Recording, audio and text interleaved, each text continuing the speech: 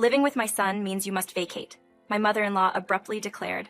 Her words were as cold as ice, catching me off guard. I had always strived to be considerate, ensuring my mother-in-law faced no inconveniences. However, it became apparent that my efforts went unnoticed. There were instances when she treated me poorly, leading to a growing resentment. In a moment of frustration, I found myself expressing a willingness to leave. It wasn't my initial intention, but it felt like an honest reflection of my true emotions. With my husband away on a business trip, I realized the only one truly affected by my departure would be my mother-in-law. The luxurious city life she enjoyed was, in part, because of my contributions. These thoughts led me to decide to leave the house. I'm Jennifer, approaching 40 this year. My husband and I, married for a decade, both works. Although we once considered having children, medical advice suggested it would be difficult for me to conceive. After extensive discussions, we opted not to pursue fertility treatments, choosing instead to embrace and enjoy our lives together. The dynamics shifted when my father-in-law fell ill and passed away. With my mother-in-law struggling due to bad knees, living alone in the family home became challenging. We considered hiring a caregiver, but for safety reasons, it seemed best for her to live with us. During our house planning phase, we prioritized her comfort, designing a space on the first floor with a small bathroom, kitchen, and toilet. Despite exceeding our budget, we believed it was the right decision, reflecting our consideration and kindness. Unfortunately, my mother-in-law didn't perceive it that way. Her behavior since moving in became increasingly aggressive, particularly when my husband was away on overseas business trips. Despite never having a bad impression of her before, her recent actions painted a different picture. My husband frequently goes on week-long international business trips. On the day he mentioned his upcoming trip, I saw him off early in the morning and began preparing for work. Suddenly, my mother-in-law's loud voice echoed from downstairs, demanding my immediate presence. Confused, I hurried to the first floor, only to find everything seemingly normal. She was sitting in the living room watching TV. I assumed there was an emergency, but she insisted I make her breakfast. This was unusual, as my husband and I both had full-time jobs, and she usually prepared her own meals. I wondered if something was wrong with her, suggesting she see a doctor, but she insisted she was fine. She expected me to take care of her, claiming that in some households wives served 3-course breakfasts every morning. I explained our working situation, but she ignored me, turning up the TV volume in frustration. Sensing her lack of interest, I chose to stay silent that day. Upon returning home from work, I found her waiting for dinner. I had made her favorite lasagna, but she criticized it for being too salty and threw the entire meal in the trash. Following this incident, her behavior became domineering, with constant criticism and nitpicking. When things became unbearable, I confided in a friend who suggested it might be a form of bullying by my mother-in-law. Researching online, I discovered similar stories from others. As my mother-in-law's behavior worsened, I decided to have a heart-to-heart conversation. Taking a day off from work, I approached her during the day, expressing my confusion about her sudden hostility. I emphasized our history of harmonious living and requested open communication. Unfortunately, she showed no interest in listening, leaving me uncertain about how to mend our relationship. She eventually opened up and revealed that her recent behavior stemmed from envy. She had heard about a family with 2 kids, a daughter and a son, living with the husband's parents in a spacious home. The family often hosted guests for coffee, and she expressed a desire to spend her retirement similarly. While our home was considered quite large in the neighborhood, complete with a backyard suitable for hosting parties, she felt inferior and believed she couldn't compete. Despite my assurances that we could host gatherings without any issues, the conversation ended without a resolution. A few days later, an incident occurred. As I left for work, a lady from across the street stared at me, and I noticed people whispering and glancing my way. Concerned that something might be amiss with my attire or makeup, I checked but found nothing. Later that evening, a neighbor approached me, revealing the reason behind the whispers, a rumor that I had become violent with my mother-in-law during our earlier discussion. The rumor claimed that I had even told her to leave if she continued with her lavish lifestyle. I had no memory of such an altercation and had no intentions of behaving violently. After explaining the situation, the lady acknowledged the misunderstanding, but revealed that the neighborhood was buzzing with the story. My reputation suffered, and I was labeled as a violent wife. Despite enduring this for about 6 days after my husband left on a business trip, I reached my breaking point. Initially hesitant to bother my husband with this during his busy trip, I decided to address the issue with my mother-in-law first. I expressed my observations, stating that it seemed she had taken a dislike to me in the past week. Despite my efforts to foster a comfortable living environment, it appeared that our relationship was strained. I suggested that it might be best for us to consider living separately. Initially taken aback by my suggestion, my mother-in-law eventually agreed, confessing that she never really liked me from the start. She criticized my lifestyle, portraying our home as overly fancy and implying that my choices as a woman without children who only works have little value in her eyes. I pondered over the misunderstanding my mother-in-law seemed to have, considering that I purchased the house with the down payment from the mortgage, and the financial responsibility rested solely on me. Despite explaining this when we built the house, I wondered if she had forgotten. Additionally, I covered all the living expenses, including her allowance, which she spent recklessly. This allowance, funded by my salary, was crucial since my husband's income was not as high as anticipated. We had an agreement to use my income for our living expenses and save my husband's earnings for our future, given our childless status. Before moving in together, my husband had clearly communicated this arrangement to her and cautioned against wastefulness. However, in his absence on a business trip, my mother-in-law seemed to ignore these financial considerations. She spent her time watching TV infomercials and making phone calls, likely placing orders.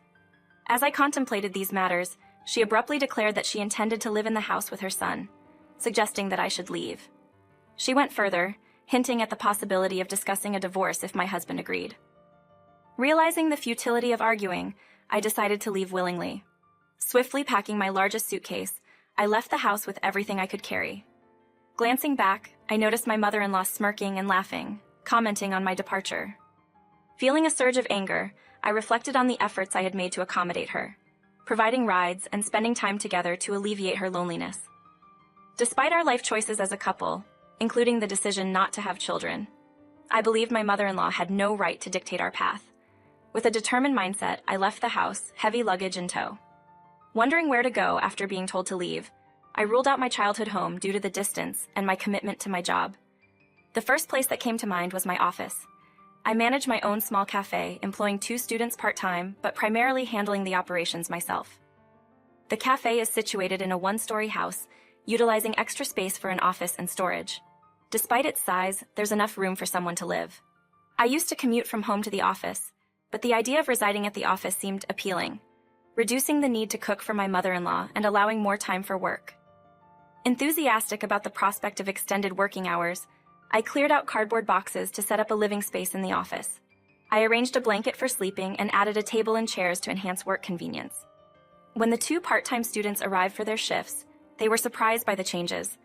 After explaining the situation, they readily understood and offered their assistance, expressing their willingness to help wherever needed.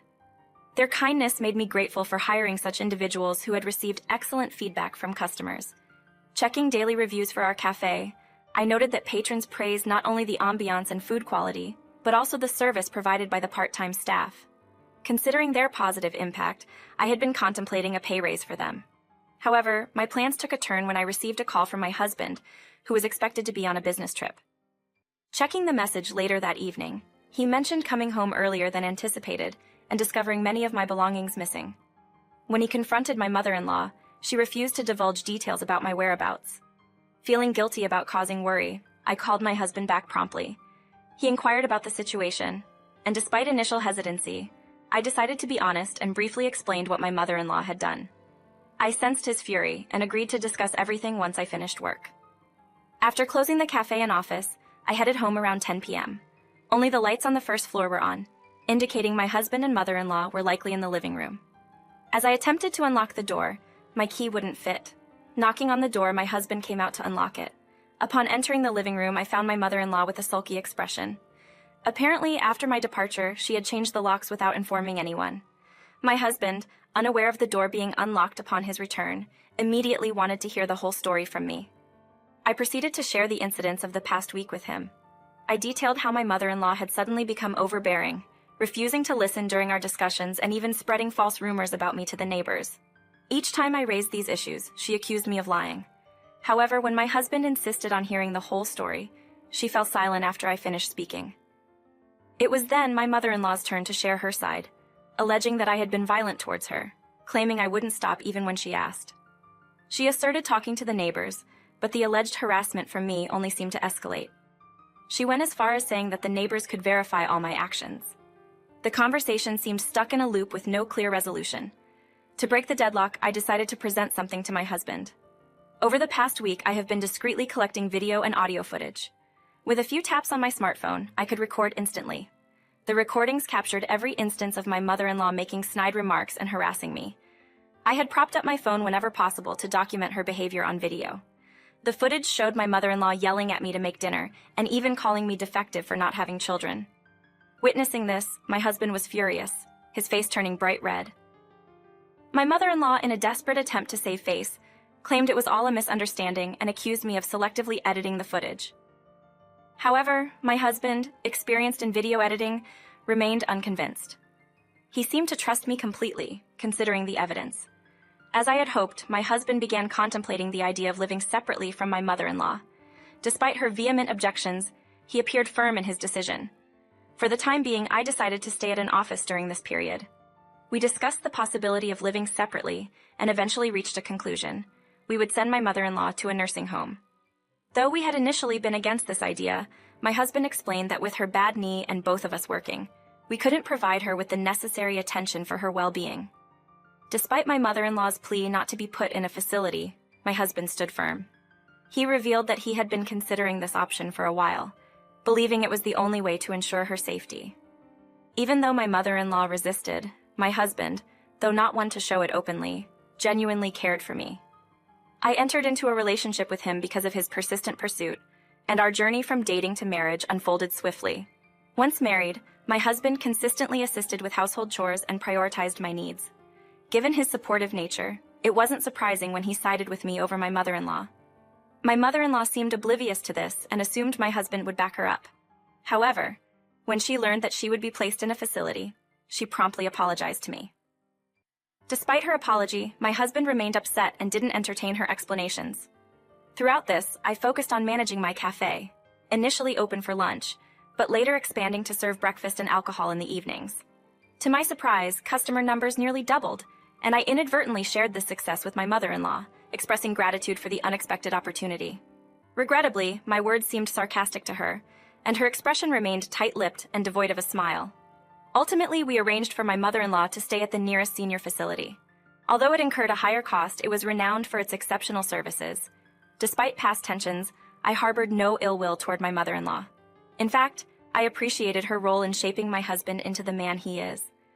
Consequently, when choosing a facility, I aimed for the best possible place.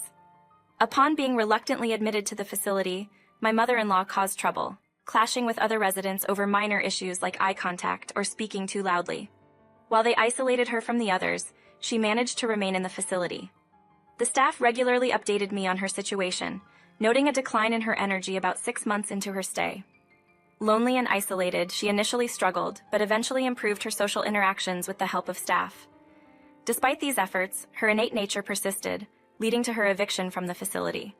Though she moved to another one, her isolation intensified, possibly contributing to dementia.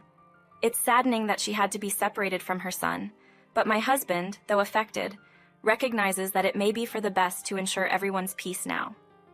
Residing in Europe alongside my husband, who has been increasingly traveling abroad for work, he informed me that he wouldn't be able to return home for approximately a month. Surprisingly, he suggested the idea of me accompanying him on his travels. Running a cafe made me initially hesitant, but fortunately 2 of my student workers were graduating, prompting me to temporarily close the cafe and embark on this journey with my husband. My dream of establishing a restaurant abroad led us to Europe. Initially grappling with a language barrier, I mostly stayed at home. However, after befriending locals, my perspective shifted. A friend helped me secure a job at the local grocery store, enabling me to gradually overcome the language barrier. Eventually, I decided to open a small cafe in a corner of the town. Back in Oregon, our house was still under mortgage consideration. Contemplating whether to sell it or not, we succumbed to false rumors in the neighborhood, deciding to sell it to finance the new cafe venture. Thanks to the numerous acquaintances I had made, the opening day saw a significant turnout. Social media also played a role in promoting our cozy cafe run by an American, attracting customers even from the US. The impetus behind starting the cafe was my attainment of permanent residency in Europe.